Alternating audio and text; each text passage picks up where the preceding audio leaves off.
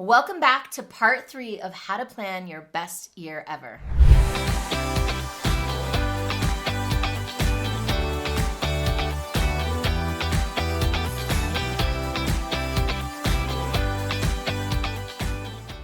In this video, we're going to create some strategies around our goals. Then we're going to chunk those down into projects. And then ultimately, we're going to chop those up into projects in time.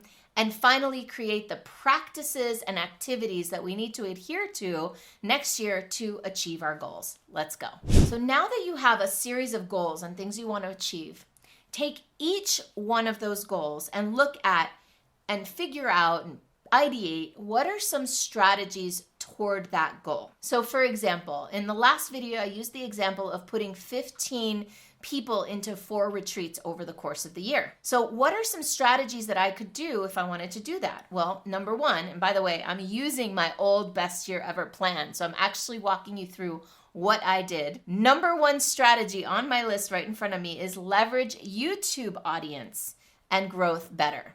So a couple of years ago, I decided I wanted to grow my retreats to 15 brand new prospects for a retreat. And my number one strategy for that was, you're looking at it, my YouTube channel. So what did I do? I started posting more videos every single day. I started to focus the videos more on the content that would lead people to my retreats. And I started to introduce calls to action on my video to get people to do a strategy session with me, to get on the phone. And now here we are 2 years later, and that's one of the primary drivers of new opportunities and new prospects to my retreats. So it worked. The second strategy that I came up with was to tighten audience focus and create a narrower niche. And to do that, I decided to launch my course, Retreats to Riches. The 2 other strategies I used were to up-level my service offering so I could increase retention. And the last one was to do a better job of converting my prospects into sales. So what could be some of the strategies that you can use to achieve those goals?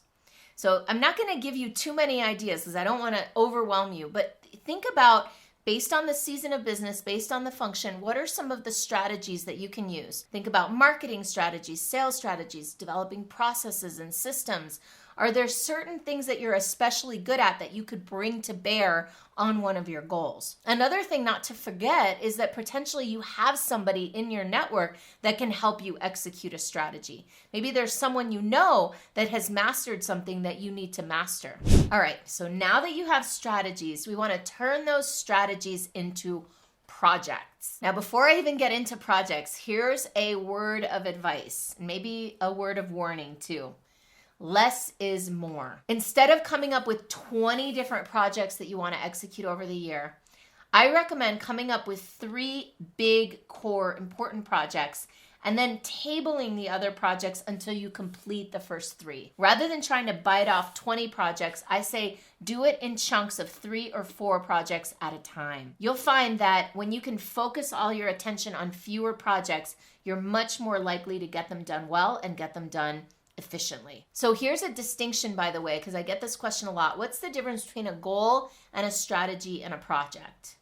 So a goal is an outcome that we're aiming for. We don't get attached to goals. We decide what the goal is, but then we focus on developing the strategies that we believe will generate and create that goal. Those strategies are open-ended. They are ideation. They are, whatever they are, they're not an actual project. A project is when we have a start and end and we know when we're done with it. A strategy never ends. Speaking engagements are a strategy. YouTube marketing is a strategy, but a project has a definitive start and a definitive end. So a project might be launch Retreats to Riches, write and publish my new book. So these are specific projects.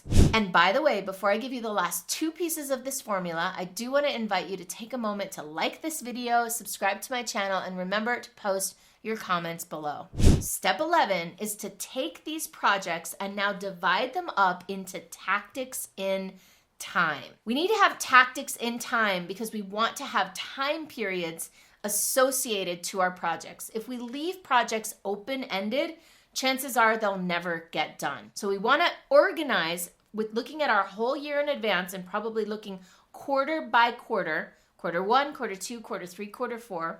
what projects fit into each quarter. One of the biggest mistakes I see is that everybody front loads all their projects to the beginning of the year, and then their end of the year is empty. And what ends up happening is they end up pushing all those projects out to the end of the year anyways.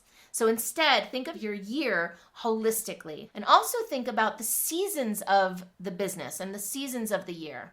If you're a business that sees a big uptick in December, you might want to start to spread out some of your activities through the other seasons so that you stabilize the business, right? It's up to you, but essentially look at your business quarter by quarter and drop the projects into the quarters that they belong in. So for example, my year that year looked like quarter one, Retreats to Riches launch, complete my first book draft, complete the new Superstar Business Breakthrough website. Quarter two, the podcast, relaunch the podcast, and promote this event that I was working on. Quarter three was launch the event that I was doing the website for. And quarter four was a book launch. So this is what it could look like to organize your year by quarters.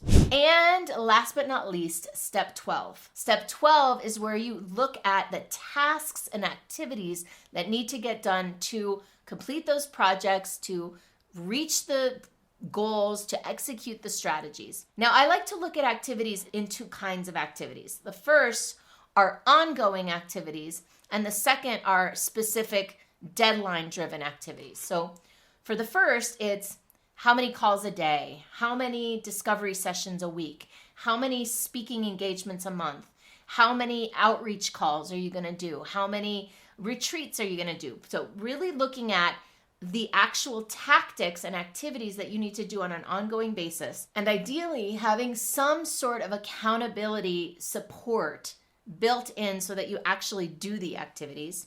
And then the second type of activities are things with a finite time frame. These are projects with a deadline.